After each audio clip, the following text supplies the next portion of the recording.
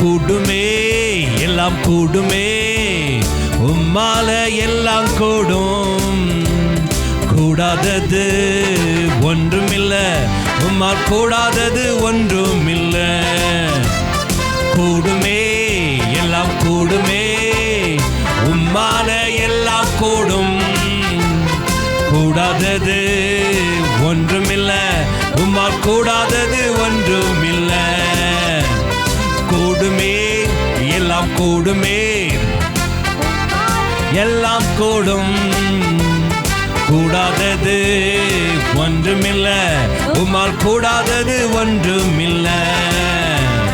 கடல் மீது நடந்தீரையா, கடும் புயல் அதட்டினீரே. கடல் மீது நடந்தீரையா, கடும் புயல் அதட்டினீரே. சாத்தானை ஒடுக்கினீரே, சர்வ வல்லவரே. சாத்தானை ஒடுக்கினீரே, சர்வ வல்லவரே. எல்லாரும் உற்சாகமாய் கூடுமே எல்லாம் கூடுமே, உம்மால எல்லாம் கூடும். கூடாதது ஒன்றுமில்ல, உம்மால் கூடாதது ஒன்றுமில்ல. கூடுமே உம்மால எல்லாம் கூடும். கூடாதது ஒன்றுமில்ல, உம்மால் கூடாதது ஒன்றுமில்ல.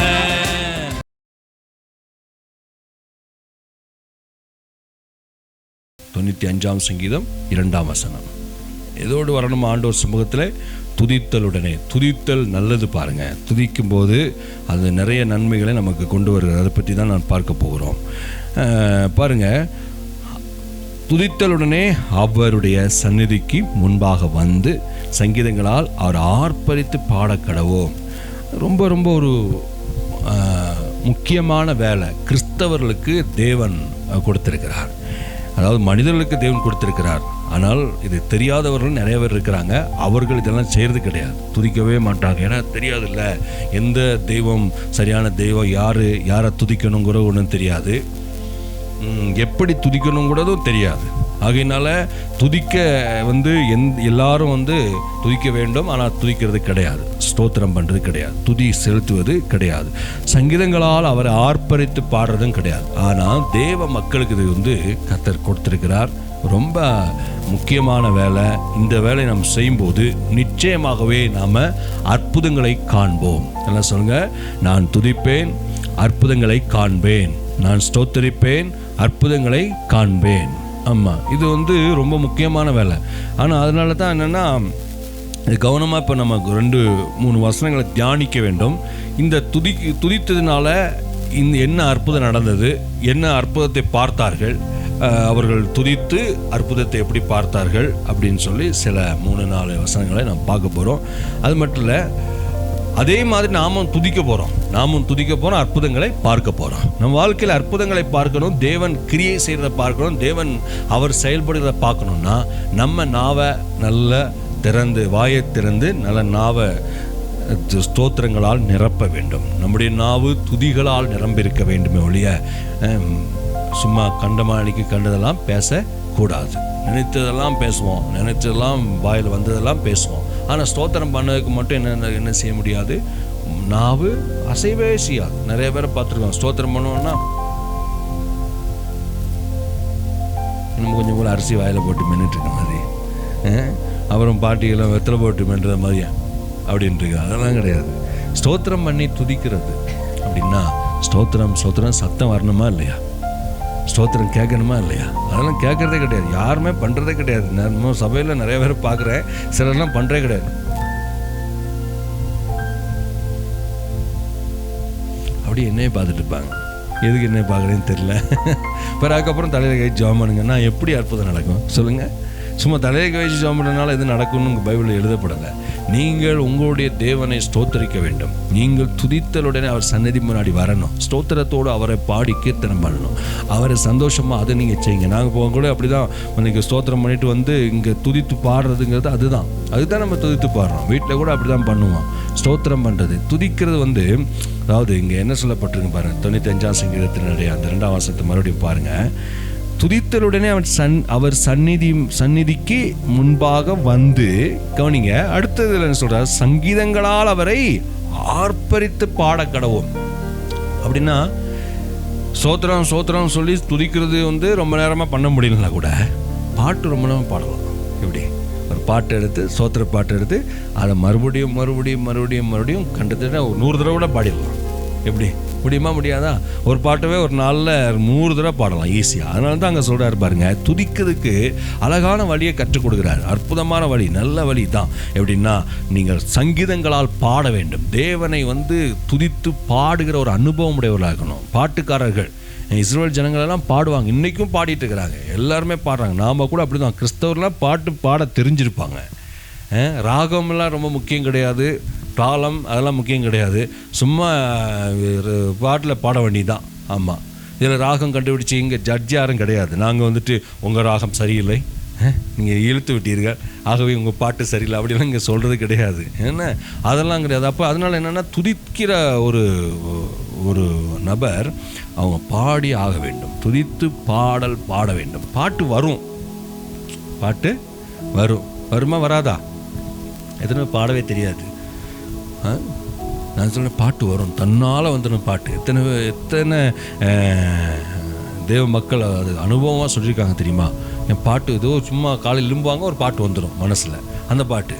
ஆமாம், சில நேரம் சினிமா பாட்டு வருது காலையில் எழுந்தோடனே, ஏதாவது ஒரு பாட்டு நைட்டு கேட்ட பாட்டு ஏதாவது ஒன்று வருது, உடனே அதை எடுத்து பாடிடக்கூடாது. கவனமாக இருக்கணுன்னே அந்த பிரேக் போட்டு அடுத்த ஆவியானவரே தேவனை துதிக்கிற பாட்டு ஏதாவது தாறுமாண்டவரேன்னு கேட்கணும். அப்போ தான், இல்லைன்னா சினிமா பாட்டு தான் பாடியிருப்போம் இல்லையா? தேவனை துதித்து பாடக்கூடிய பாடல்களை தாறுமாண்டவரை கேட்டிங்கன்னா கிடைக்கும். அந்த பாட்டு தான் உங்களுடைய அந்த நாளினுடைய தியானமாக இருக்கும். அந்த நாளினுடைய உங்களுடைய தேவன் உங்களுக்கு தரக்கூடிய வார்த்தையாக கூட இருக்கலாம். எப்படி அந்த பாட்டாக தான் இருக்கும், அற்புதமாக இருக்கும் அந்த பாட்டு. உண்மையில் திடீர்னு கர்த்தர் மேய்ப்பராக இருக்கிறான்னு பாடுவோம். அதான் அவங்க அன்றைக்கி ஃபுல்லாக விடக்கூடாது. அந்த பாட்டை காலையில் அந்த பாட்டு வரும், அதிகாலையில் வரும், தியானமாக. அதான் ஆவியானவர் நமக்குள்ளே இந்த சங்கீதம் 46 வாசிக்கிறோம். ஒரு நதி உண்டு, அது நீர்க்கால்கள் தேவனுடைய நகரத்தையும் உன்னதமானவர் வாசம் பண்ணும் பரிசுத்த ஸ்தலத்தையும் சந்தோஷிப்பிக்கும். பார்த்தீங்களா, ஒரு நதி இருக்குதான். அது எங்கேருந்து வருதான்? தேவனுடைய ஒரு நதி இருக்குது, அந்த நதி உண்டு. அது அதனுடைய நீர்க்கால்கள் தேவனுடைய நகரமாகிய நம்ம தான் தேவனுடைய நகரம் என்று பவுல் சொல்கிறார். நகரத்தையும் உன்னதமான ஒரு வாசம் பண்ணுற பரிசுத்த ஸ்தலம் நாம தான். நம்மை அந்த நதி சந்தோஷப்படுத்தும். எப்போ? அடுத்த வசனம் பாருங்க. அது நடுவில், அந்த நதி நடுவில், அந்த நகரத்தில், அந்த பரிசுத்த ஸ்தலத்தில் தேவன் இருக்கிறார். அது நடுவில் தேவன் இருக்கிறார். அது அசையாது. பாரு, எப்போ நமக்கு அந்த பாட்டு சகாயம் வருது? எப்போனா அதிகாலையிலே தேவன் அதற்கு சகாயம் பண்ணுவார். அந்த நாளை ஆசீர்வதிப்பதற்காக ஆவியானவர் சகாயம் பண்ணுவார். வெளிப்படுத்துகிற விசேஷம் கடைசி வசனத்தை வாசிக்கிறோம்.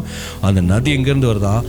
தேவனும் சிங்காசனத்தை வீட்டிற்கு ஆட்டுக்குட்டியானவரும் இருக்கிற சிங்காசனத்திலிருந்து அந்த நதி புறப்பட்டு வருதான். சுத்தமும் தூய்மையான நதி நமக்குள்ளா பாய்ந்து வருதா. அதுதான் சத்தம். நதின்னு ஒன்று எதிர்பார்த்துடக்கூடாது, அடிச்சுட்டு போட்டோன்னு. அது இல்லை, பாட்டு, ஒரு பாட்டு, அதை விடக்கூடாது. அந்த காலையில் வரக்கூடிய பாட்டு பாட தெரியுதுன்னா கூட தெரியாது, எனக்கு ராகமே சரியில்லைங்க ஆன்னு இழுத்துட்டு போகுது, எனக்கு வரவே மாட்டேன்னா அதெல்லாம் ஒன்றும் பார்க்காதீங்க. ஒன்றுமே அதெல்லாம் யோசிக்கவே கூடாது. பாட்டு வந்துருச்சுன்னா அந்த பாட்டை விடக்கூடாது. யூதாவின் ராஜ்யசிங்கம் வந்துருச்சு, விட்டுறாதீங்க.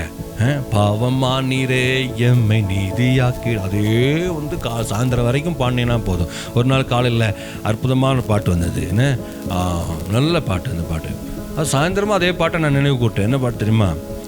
இந்த டெய்லி பாட்டு வருது, இந்த பாட்டை சொல்கிறேன்னா, வல்லக்கத்த நாமத்திற்கே ஸ்தோத்திரம் உண்டாகட்டுமே அப்படின்னு உள்ள எழும்புது. எல்லாருக்குமா உன்னத நாமம். அது அடுத்த வரி தான் முக்கியம். என்னன்னா, கர்த்தர் நாமம் என்றென்றும் பலத்த துருகம் பக்தரோடி அங்கே நல் சுகம் காண்பா. அதை மறுபடியும் பாடுற அந்த பாட்டில் இருக்குது என்னென்னா, ஏசுங்கிற நாமத்தை எடுத்து பயன்படுத்து, ஏசுங்கிற நாமத்துக்குள் ஓடி மறைந்துக்கொள். அழகான ஆலோசனை இல்லை?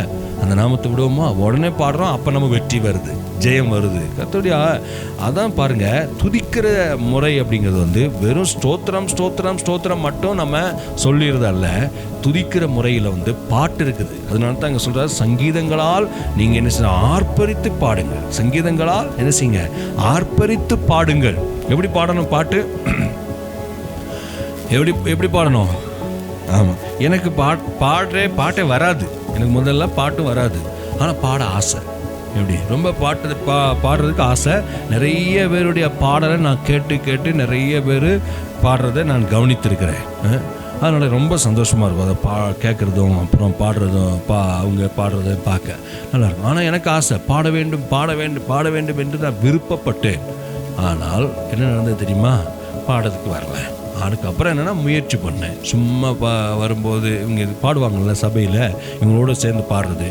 நிறைய பாட்டுலாம் பாடுவாங்க, சந்தோஷம் போகுது, மகிழ்வோம் பழைய பாட்டு பாடுவாங்கள்ல, இவங்க கூட சேர்ந்து நல்லா பாடுறது. அந்த கூட சேர்ந்து கத்தி பாடுறது. அங்கே சபையில், நாங்கள் போன சபையில் சின்ன வயசில் எப்படின்னா, இந்த அதாவது ஆர்கன் போடுவாங்க, அப்புறம் பாட்டு சத்தமாக பாடுவாங்க. சிலரெல்லாம் பாடுவாங்க, சூப்பராக பாடுவாங்க, சத்தமாக உயர்த்தி பாடுவாங்க. தாசரே தரணியை அன்பா, இந்த பழைய கீர்த்தனை பாட்டு பாடுவாங்கள்ல, சந்தோஷம் சரி, இந்த தந்தானை துதிப்போமே, ஆத்துமமே என் முழு உள்ளமே, அப்போல்லாம் பாடி பழங்கினது தான் அந்த பாட்டெல்லாம். அது நல்லது தான் பாருங்கள், அந்த சின்ன வயசில் பாடி. அதனால தான் சின்ன வயசில் பாடுற போது அப்புறம் வந்து அதுக்கப்புறம் தனியாக பாட வெக்கமாக இருந்தது. அப்புறம் பாட சான்ஸ் வந்தது. ஒரு அண்ணன் இருந்தார், அவர் நல்ல தெய்வ மனுஷன். அவர் முன்னாடி வந்து பாடு தம்பி அப்படி சொல்லி டைம் கொடுப்பார். நான் என்ன பண்ணேன், எல்லாம் கூடியிருப்பாங்க, வந்து கண்ணை மூடிட்டு ஒரு பாட்டை பாடிட்டு போயிடுவேன். அந்த பாட்டு அப்புறம் வந்து பாட வந்துடுச்சு. அதுக்கப்புறம் தன்னாலே பாடுறதுக்கான கிருபை தரார் கர்த்தர். ஆனால் அந்த பாட்டுங்கிறது வந்து பெரிய ஒரு அற்புதமான ஒரு வேலை. இதை செய்யாமல் நம்ம இருக்கக்கூடாது, வாயை திறக்காமல் இருக்கக்கூடாது. இந்த சிலரெல்லாம் ஞானஸ்தானம் பெற்றவங்க தான் பேர் சொல்லுவாங்க. இந்த எலுமிச்சம்பழத்தில் ஞானஸ்தானம் கொடுத்த மாதிரி வந்து நிற்பாங்க. என்ன எலுமிச்சம்பழத்தை ஞானஸ்தானம் கொடுத்துட்டாங்களா? பாட்டு பாடுனா பாடுறதே கிடையாது, பார்த்துட்டே இருக்கக்கூடாது. அது அப்படி இருக்கக்கூடாது, துதித்து பாட வேண்டும். ஏன்னா அது நமக்கு அற்புதத்தை கொண்டுட்டு வருது, நமக்கு நன்மையை கொண்டுட்டு வருது, நமக்கு நிறைய ஆசீர்வாதங்கள் கொண்டுட்டு வருது. அதனால தான் சங்கீதத்தில் அப்படி சொல்கிறாரு, துதித்தலுடனே அவர் சந்நிதிக்கு வாருங்க. எங்கே வரணும்? துதித்தலுடனே எப்படி வரணும்? துதித்தலுடனே அவர் சந்நிதிக்கு முன்னாடி வந்து என்ன செய்யணுமாம்? அவரை ஆர்ப்பரித்து பாடக்கடவோம். அவரை ஆர்ப்பரிங்க, நல்லா பாட்டு பாடுங்க, துதிங்கன்றார். சரி, பாடுறதுனால என்ன நடக்குதுன்னு பார்ப்போம். ஃபஸ்ட்டு எரிகோ கோட்டை நொறுங்கி விழுந்தது. இது வந்து ஆர்ப்பரிக்கிறதுனால, பாட்டு பாடுறது மட்டும் ஆர்ப்பரிக்கிறாங்க. அந்த ஆர்ப்பரிக்கிற அந்த ஒரு சத்தம் பாருங்க, அந்த சத்தத்துக்கு ஒரு வல்லமை இருக்கிறது. நாம் ஆர்ப்பரித்தா ஒரு வல்லமை இருக்குது. சாத்தான் ஓடுவான், எதிரிகள் விழுவாங்க, எதிரிகள் ஒன்றும் இல்லாமல் நொறுங்கி போவார்கள். அதை நம்ம பார்க்குறோம். யோசுவாவின் புஸ்தகம் 6ஆம் அதிகாரத்தை திருப்புங்க. யோசுவா 6வது அதிகாரம் 20ஆம் வசனம் பாருங்களேன். 6ஆம் அதிகாரம் 20ஆம் வசனம். எக்காலங்களை ஊதுகையில் ஜனங்கள் ஆர்ப்பரித்தார்கள். எப்படி ஜனங்கள் என்ன பண்ணாங்க? ஆர்ப்பரித்தார். அதனால சும்மா அங்கே வந்துருக்கூடாது, சும்மா உட்காந்துருக்கூடாது, நல்லா ஆர்ப்பரித்து பாட வேண்டும், துதிக்க வேண்டும், கர்த்தரை மகிமைப்படுத்த வேண்டும். அப்படி சத்தத்தை உயர்த்தி ஆர்ப்பரிக்கும் போது எக்கால சத்தத்தை ஜனங்கள் கேட்டு மகா ஆரவாரத்தோடு முழங்குகையில் அலங்கம் இடிந்து விழுந்தது. உடனே ஜனங்கள் அவரவர் தங்களுக்கு நேராக பட்டணத்தில் ஏறி பட்டணத்தை பிடித்தார்கள். இப்படி முதல் வெற்றி. இஸ்ரேல் ஜனங்கள் போனதில் ஒரு யுத்தம் நடக்குது, முதல் வெற்றி நடக்குது. எரிகோ கோட்டை விழுது. இந்த விழுந்த எரிகோ கோட்டை பாருங்க, அந்த பட்டணத்தையே பிடிச்சிட்டாங்களாம். எரிகோ கோட்டைங்கிறது பெரிய கோட்டை. அந்த பெரிய கோட்டை விழாமல் இருந்துட்டு கண்ணு முன்னாடி நின்றுட்டு இருக்குது. நான் சொல்கிறேன், நீங்கள் வேற ஒன்றுமே செய்ய வேண்டாம், துதித்து பாட ஆரம்பிங்க. எரிகோ கோட்டை போல தடையாக இருக்கிற, ஒருவேளை வேலைக்கு தடையாக இருக்கலாம், கல்விக்கு தடையாக இருக்கலாம், ஏதோ உங்களோட சுகம் வர்றதுக்கு தடையாக இருக்கலாம், உங்களுடைய பிஸ்னஸ்க்கு தடையாக இருக்கலாம், உங்களுடைய வீட்டிலுடைய குடும்ப வாழ்வுக்கு ஏதோ தடையாக இருக்கலாம், குழந்தை பெறுவதற்கு தடையாக இருக்கலாம், திருமணத்துக்கு தடையாக இருக்கலாம், ஏதோ ஒரு தடை இருந்துட்டு இருக்கும். தடையை தகர்க்கிறதுக்கு வழி என்னன்னா, இவர்களைப் போல ஆர்ப்பரித்து கர்த்தரை மகிமைப்படுத்தும் போது அவர் வேற ஒன்றும் செய்யல. அலங்கம் இடிந்து விழுந்து விட்டது. அலங்கம் கட்டப்பட்ட, கற்கள் வைத்து கட்டப்பட்டு இருந்த பெரிய மதில் சுவர் இடிந்து விழுந்தது. நாம் கூட அப்படி விழுறதை பார்க்க முடியும். துதியுங்கள், அற்புதத்தை பார்ப்பீர்கள். ஸ்தோத்திரம் பண்ணுங்க, துதிங்க, நாவை திறங்க. உங்க நாவை திறக்கணும். உங்களுக்காக நான் சாப்பிட முடியாது. நானே எனக்காக நான் பண்ணிக்கிறேன். நீங்க உங்களுக்காக துதிக்கணும். நீங்க ஸ்தோத்திரம் பண்ணும்போது எரிகோவை தகர்க்கிறது அந்த துதி. உங்களுடைய துதி எரிகோ கோட்டை ஒன்றுமில்லாமல் ஆக்குது. ஆமாம், மணிக்கணக்காக போய் தேவ சமூகத்தில் ஸ்தோத்திரம் ஸ்தோத்திரம் ஸ்தோத்திரம் சொல்லி ஸ்தோத்திரம் பண்ணி பாருங்களேன். ஜெபம் சிலருக்கு ஜெபம் வரல, எனக்கு ஜெபிக்கவே முடியல பாஸ்டர் அப்படின்றாங்க. ஜெபிக்கவே முடியலைன்னா என்ன பண்ணுன்னா, ஜெபிக்கவே முடியல, ஜெபம் போய் உட்காந்தா ஜெபம் வரமாட்டேங்குதுன்னா ஃபஸ்ட்டு வேலை போய் என்ன பண்ண தெரியுமா, ஒரு ஓரமாக ஒரு இடத்த ஒதுக்கணும், ஒரு ரூமை கூட ஒதுக்கிட்டு அதில் போய் நல்ல மேட் விரித்து உட்காந்து அதில் நின்று கொஞ்சம் நேரமாக என்ன செய்யணும் அப்படின்னா, கர்த்தரை ஸ்தோத்திரம் பண்ணி துதிக்கணும். எதை நினச்சி துதிக்க போகிறீங்க? கர்த்தர் உங்களுக்கு கொடுத்த நன்மைகளை நினச்சி துதிக்கணும். என்ன நன்மையை நினைக்க பாஸ்டர் அப்படின்னு நீங்கள் சொல்லலாம். என்ன நன்மை நினைக்கின்ட்டு அது கூட தெரியாமல் இருக்கலாம், அது கூட யோசிக்க வராமல் இருக்கலாம். அது கூட சிலருக்கெல்லாம் நன்மையை பெற்றுட்டு அது உள்ளத்தில் வராது. ஆண்டவர் என்ன நன்மை செஞ்சாலும் மறுபடியும் கேட்டுட்டு இருப்பாங்க. அப்படி இல்லை, இன்னொரு காரியம் இப்படி கையை வச்சு பார்த்தாலே தெரிஞ்சிடும், அதுவே ஒரு நன்மை தான். அடிக்குதான்னு பார்க்கணும். லேப்டாப்னு சத்தம் கேட்குதா, டிப்புன்னு அடிக்குதா, ஏதோ சவுண்டு வருதா, மூச்சு மேலே எங்கேயும் வருதா, காற்று வருதான்னு பாருங்கள். வந்தா அப்போ அதுவே நன்மை தான். இதுவரைக்கும் நம்மளை உயிரோடு வச்சிருக்கிறாரே, அதுவே நல்ல காரணம். அதுக்காகவே ஒரு நான் சொல்கிறேன், அது அடிக்கிற மாதிரியே எப்படி அடிக்குதோ அது மாதிரி ஸ்தோத்திரம் ஸ்தோத்திரம் ஸ்தோத்திரம் சொன்னாலே போதும். ஸ்தோத்திரம் சொல்லணும் கத்தி சொல்கிறாங்க. பக்கத்து வீட்டுக்காரங்கெல்லாம் நடுங்கிற அளவுக்கு, என்னப்பா இந்த சகோதரின்ற அந்த அளவு பண்ணனாலும் தனி வீடாக இருந்தால் பண்ணிக்கலாம். பக்கத்தில் வீடுகள் இருந்ததுன்னா இல்லைன்னா யாராவது வீட்டில் இருக்கிறவங்க டிஸ்டர்பன்ஸ் ஆகாமல் நீங்கள் கர்த்தருக்கு தெரிய முடியாது ஸ்தோத்திரம் பண்ணுங்க. அவரை துதிக்க ஆரம்பிங்க. துதிச்சிங்கன்னா கண்டிப்பாக ஒரு 5 நிமிஷம் 10 நிமிஷம் துதிக்க ஆரம்பித்தாலே அடுத்து ஜெபிக்க விருப்பம் வந்துடும். ஜெப ஆவியை நிரப்பிடுவார் ஆவியானவர். அது எவ்வளோ எளிமையான வழி. ஸ்தோத்திரமே பண்ணாமல் இருந்துட்டு ஜெபிக்க வரலன்னு சொல்லக்கூடாது. ஜெபம் பண்ணுறதுக்காக முன்னாடி போகும்போது கர்த்தர் சமூகத்தை துதித்தலுடனே அவர் சமூகத்துக்கு போங்க. ஒரு பாட்டை துதித்து நான் சொன்ன மாதிரி துதிக்க முடியல, ஸ்தோத்திரம் பண்ணலைன்னா ஒரு ஸ்தோத்திர பாட்டை பாடுங்க. ஸ்தோத்திரம் இயேசுநாதா பாடுங்க. இன்றைய தினம் அதிலும் ஒருமித்து கூட நாமத்தினால் தந்தனின் கிருபைக்காக நடிச்சிங்கன்னா போதும், ஸ்தோத்திரம் இயேசுநாதா வந்துடும். இப்போ ஸ்தோத்திரம் வந்துடுதா இல்லையா? அப்படி துதிக்க ஆரம்பிங்க. எரிகோ கோட்டை விழும். பிரச்சனை ஒன்றும் இல்லை ஆகும். நீங்கள் பிரச்சனையே கண்ணை வச்சு பார்த்துட்டே இருந்தீங்கன்னா அவ்வளோதான். அதையே பேசவும் கூடாது. அதனால தான் எரிகோ கோட்டை சுற்றி வரும்போது அந்த ஜனங்கள்கிட்ட கர்த்தர் சொல்லிட்டாரு, யோசுவா சொல்லியிருப்பா, ஒருத்தரையும் வாயை திறந்து பேச வேண்டாம்னு சொல்லி. ஏன்னா கண்டமானி பிடிச்சி பேசிகிட்டே இருப்பான். இது அப்படிப்பட்ட மதிலுங்க, இது யார் கட்டினா தெரியுமா, இது எவ்வளோ ஸ்ட்ராங்கானது தெரியுமா, எவ்வளோ பெருசு தெரியுமா, இதெல்லாம் விழுன்னு சொல்கிறாங்க, இதெல்லாம் எப்படி விழும், இதெல்லாம் விழுந்துட்டு நம்ம எப்படி உள்ளே போய் நம்ம சுதந்திரிக்க முடியும், எப்படி அந்த பட்டணத்தை பிடிக்க முடியும், அதெல்லாம் முடியாது அப்படின்னு தான் பேசியிருப்பான். அதனால தான் முடியாத சொல்கிறத நிறுத்துறதுக்காக வாயை பொத்த சொல்லிட்டார், யாருமே பேசாதீங்க. இப்போ அதுக்கப்புறம் தான் என்னென்னா கடைசி நல்லா சத்தம் போடுங்கன்ட்டார். சத்தம் போடுங்கன்ட்டார். நம்ம கூட அப்படித்தான், நம்ம முடியாது நடக்காத நம்ம என்ன சொல்கிறது, கர்த்தர் இருக்கிறார், அவரால் முடியாத ஒன்றுமே கிடையாது. அவர் சொல்ல ஆகும் ஒரு கட்டளைக்கும் அவரால் செய்யக்கூடாத அதிசயம் ஒன்றுமே கிடையாது. அவர் வானத்தை உண்டாக்கினவர், வானத்தையும் அவைகளில் உள்ள எல்லாவற்றையும் உண்டாக்கினவர், பூமியையும் பூமியில் உள்ள எல்லாவற்றையும் உண்டாக்கினவர், சமுத்திரத்தையும் சமுத்திரத்தில் உள்ள எல்லாவற்றையும் உண்டாக்கினவர். அவரால் செய்ய முடியாத எந்த காரியம் உலகத்தில் ஒன்றுமே கிடையாது. இதை மனதில் வைக்கணும். ஸ்தோத்திரம் பண்ணணும். எரிகோ விழும். ரெண்டாவது பாருங்க, யோசபாத்தினுடைய கதையை பாருங்க. 2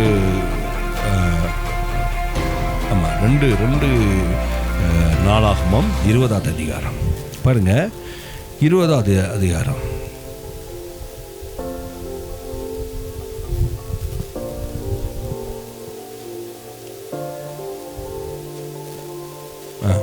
இருபது 22 பாருங்க.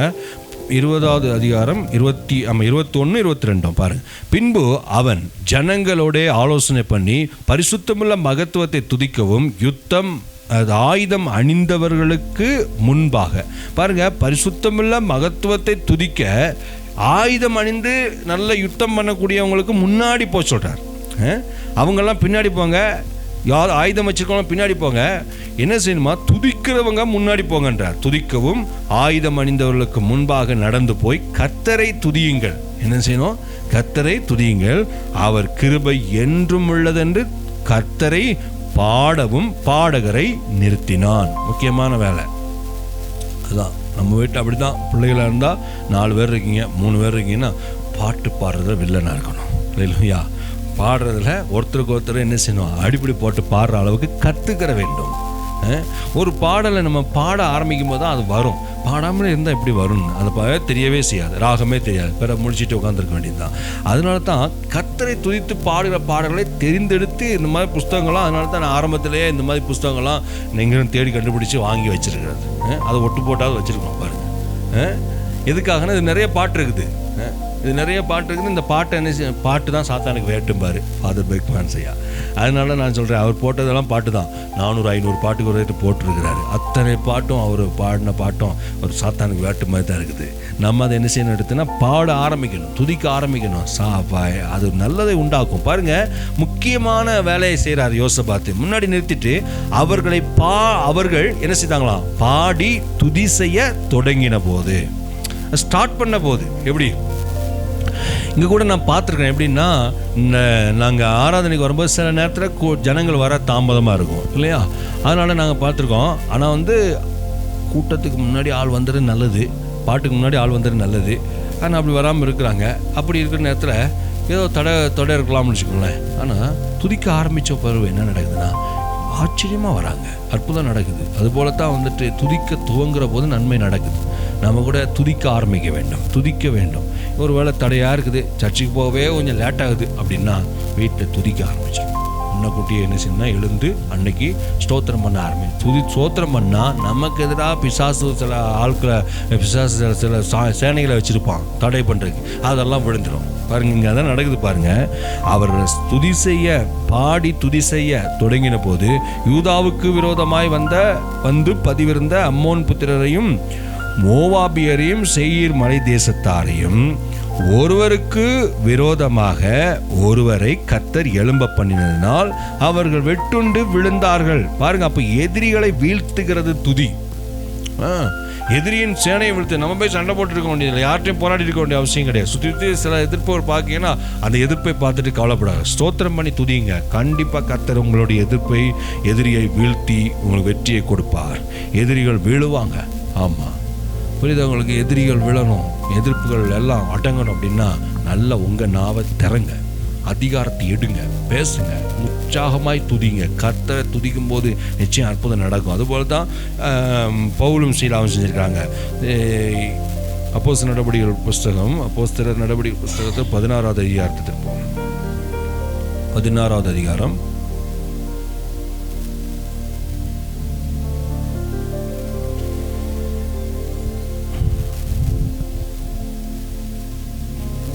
26 பாருங்க. சடுதியிலே சிறைச்சாலையின் அஸ்திபாரங்கள் அசையும்படியாக பூமி மிகவும் அதிர்ந்தது. உடனே கதவுகள் எல்லாம் திறவுண்டது, எல்லாருடைய கட்டுகளும் கலண்டு போயிற்று. அஸ்திபாரங்களை அதிர வைக்கிற ஒரு வேலை நடந்திருக்குது, அதான் துதி. அஸ்திபாரங்கள் அதிர்ந்திருக்கு. அஸ்திபாரம் அதிர்றதுன்னா சாதாரண விஷயமா? இப்போ பாருங்க, கெட்டடத்தினுடைய அஸ்திபாரம் அசைஞ்சிருக்குன்னா சாதாரண விஷயம் கிடையாது. இப்போ துதி ஏதோ நடத்திருக்கு அப்படின்னா இன்னைக்கு இது சும்மா தான் போட்டிருக்காங்க. அதாவது அஸ்திபாரம் அசைஞ்சிருச்சுன்னு சொல்கிறோம், அது சும்மா அந்த மாதிரியான பிரச்சனை தீர்ந்துச்சிங்க அப்படி சொல்லக்கூடாது. பேசுனாதர் மலையை பார்த்து பேசுங்க, அது உங்களுக்கு முன்னாடி இருந்து சமுத்திரத்தை தள்ளுண்டு போகும் சொல்கிறாருன்னா, ஆண்டவர் சொன்னது ஒரு மலையை எழுத்தின்படி மலையை பார்த்து சொல்லலை, பெரிய மலையை பார்த்து சொல்லலை. அவர் சொன்னது மலை போன்ற பிரச்சனையை பார்த்து தான் சொல்கிறாரு அப்படிங்கிறத சிலர் சொல்லுவாங்க. இல்லவே இல்லையா, உண்மையாகவே மலையை பார்த்து தான் சொன்னார். எப்படி உண்மையாகவே எழுத்தின்படி நீ இந்த மலையை பார்த்து பெயர்ந்து சமுத்திரத்தில் போ அப்படின்னு சொன்னால் போகும் அப்படின்னு சொன்னாராம். அப்படின்னா அதே மாதிரி தான் இங்கேருந்து இந்த அஸ்திபாரம் அசைந்தது, கதவுகளெல்லாம் திறவுண்டது, கட்டுகளெல்லாம் கலண்டதுன்னா சும்மா ஏதோ பிரச்சனை தான் சரியாச்சு அப்படி அர்த்தம் கிடையாது. உண்மையாகவே இவங்க என்ன செஞ்சுருக்காங்கன்னா, இந்த பவுலும் சீலாவும் தேவனை அறிவிக்கிற வேலையில் போயிருக்கும்போது அவர்களை பிடிச்சி சிறைச்சாலையில் போட்டு கட்டிட்டாங்க. என்ன செஞ்சாங்க? முதல் வசனத்தை பாருங்க. அவர்களை 23 அவர்களை அநேக அடித்து சிறைச்சாலையில் வைத்து அவர்களை பத்திரமாய் காக்கும்படி சிறைச்சாலைக்காரனுக்கு கட்டளை கொடுத்து, அவன் இப்படிப்பட்ட கட்டளை பெற்று அவர்களை உட்காவல் அறையிலே அடைத்து பாருங்க, உள்ள காவலர்களை அடைத்து அவர்கள் கால்களை தொழுமரத்திலே மாட்டி வைத்தான். ராத்திரியிலே பவுலும் சீலாவும் ஜெபம் பண்ணி தேவனை துதித்து பாடினார்கள். என்ன செஞ்சாங்க பார்த்தீங்கன்னா, தேவனை துதித்து பாடினார்கள். இந்த வேலையை விட்டுறக்கூடாது. இது ரொம்ப முக்கியமான வேலை. இதை நீங்கள் பண்ணணும். எப்பெல்லாம் பிரச்சனை வருதோ, எப்பெல்லாம் கட்டப்பட்ட நிலை தெரியுதோ, அப்போ எழுந்து நல்ல ஸ்தோத்திரம் பண்ணி ஊக்கமாய் தேவனை துதிக்கிற ஆளாக நீங்கள் இருக்கணும். என்ன செய்யணும்? தேவனை துதிக்கிற ஆள். இங்கே பாருங்கள், அப்படி செஞ்சதுனால காவலில் வைக்கப்பட்டவர் அதை கேட்டார்கள், கேட்டுக்கொண்டிருந்தார்கள் அப்படின்னு சொல்லப்பட்ட. அப்படியே மற்றவங்க கேட்குற அளவுக்கு துதிச்சிருக்காங்க. அப்படியும் பண்ண வேண்டியிருக்கு. சில நேரத்தில் மற்றவர்கள் கேட்குற அளவுக்கு கர்த்தரை துதித்து பாட முடியுது, அங்கே செஞ்சுருக்கிறாங்க. அதனால தான் என்ன நடந்ததுன்னா, சடுதியிலே சிறைச்சாலையின் அஸ்திபாரங்கள் எல்லாம் அசைய ஆரம்பிச்சது. அஸ்திபாரங்களே அதிர ஆரம்பிச்சிருக்குன்னா சாதாரண விஷயங்களே. இப்படி நாம் துதிக்க வேண்டும், கர்த்தரை மகிமைப்படுத்த வேண்டும். அப்படி நம்ம செய்யும் போது காவல்கள் கட்டுகள் எல்லாம் உடையும். நமக்கே தெரியாது பாருங்கள். அதனால தான் இந்த மாதிரி வேலையை நம்ம செய்ய ஆரம்பிக்கணும். இதை நம்ம செய்ய ஆரம்பிக்கும் போது அங்கே சொல்லப்பட்டது என்னென்னா, அவர் சமூகத்தில் போய் துதிக்கும் போது நீங்கள் அற்புதத்தை பார்க்க முடியும், அதிசயத்தை பார்க்க முடியும். நினைத்து கூட பார்க்க முடியாத நன்மைகளை கர்த்தர் நமக்கு செய்வார்.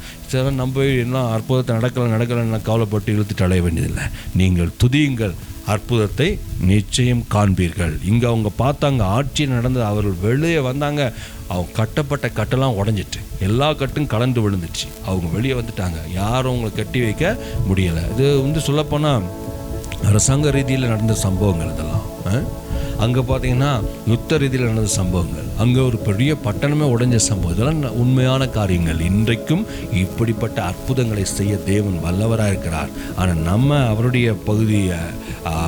நம்முடைய பகுதியை நாம் செய்யணும். அவருடைய பகுதியை அவர் செய்வார். அவருடைய பகுதி அவர் வேலையை பார்க்கட்டும். நம்ம பகுதி என்ன? துதிக்கிறோம், கர்த்தரை பாடி கீர்த்தனை பண்ணுறோம். இதை நம்ம செய்ய ஆரம்பித்தாலே போதும். கர்த்தர் சொன்னது போல அற்புதங்களை பார்ப்போம். ஆமாம், எரிகோ விழும். யுத்த வீரர்கள் எல்லாரும் தங்களுக்குள்ளே வெட்டுண்டு விழுவார்கள். எவ்வளோ பெரிய யுத்த வீரனாக இருந்தால் நம்ம கவலைப்பட வேண்டியதில்லை. எங்கே கட்டு போட்டிருந்தாலும் சரி, எங்கே அடைச்சி வச்சுருந்தாலும் சரி, காலை கட்டினாலும் சரி, கையை கட்டினாலும் கட்டெல்லாம் உடைஞ்சிரும். அற்புதம் நடக்கும், அதிசயம் நடக்கும். இது நீங்கள் கவனமாக கருத்தில் வைத்து எப்பவும் துதிக்க வேண்டும். நாவை திறந்து கர்த்தரை மகிமைப்படுத்த வேண்டும். வெற்றியை தருகிறார்.